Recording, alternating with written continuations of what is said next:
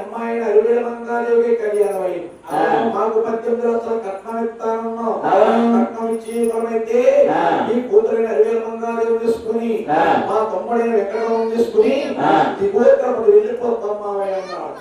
ఆ మాటలాగి ఆ అలమాదారు అంటున్నాడు, గోవిందరాజు ఆడాపాల పెళ్లి రంగముగా చేసి అప్పులు పాలయ్యేరు అల్లుడు కూడా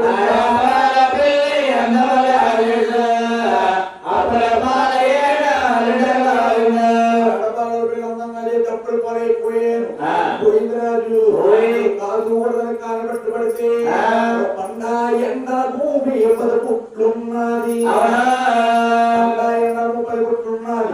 కాగితము తెచ్చుకుంటే ఆశిస్తాను మామయ్య అన్నాడు. ఎప్పుడైతన్నాడు మామయ్య నువ్వు అంటున్నావు నువ్వు రైతు శుద్ధ ఎట్లు కొట్టుకోవడం కానీ మాకు డబ్బు ఎప్పుడైతే ఆనాడు పాలమాదారుడికి గోవిందరాజుకి వారావరిగా దెబ్బలాడు జరుగుతుంది.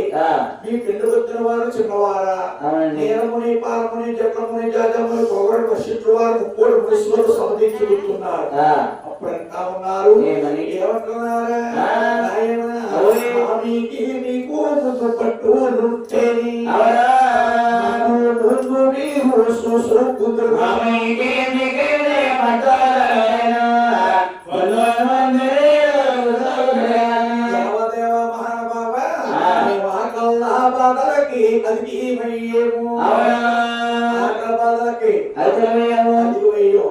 భోజనాల గురించి ఎదురు చూస్తున్నారట.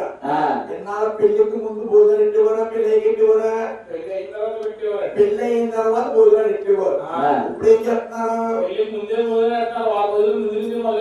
వారం రోజుల ముందు నుంచే గాలి పోయలేదు, దంగాలు లేదు అంటే ఎన్నాళ్ళు పూర్వం గాలి పోసి భోజనం వడ్డించుకోరట, వంటలు చేసుకోరట. మహానగోడ ఆత్మదారు ఆలోచించారు.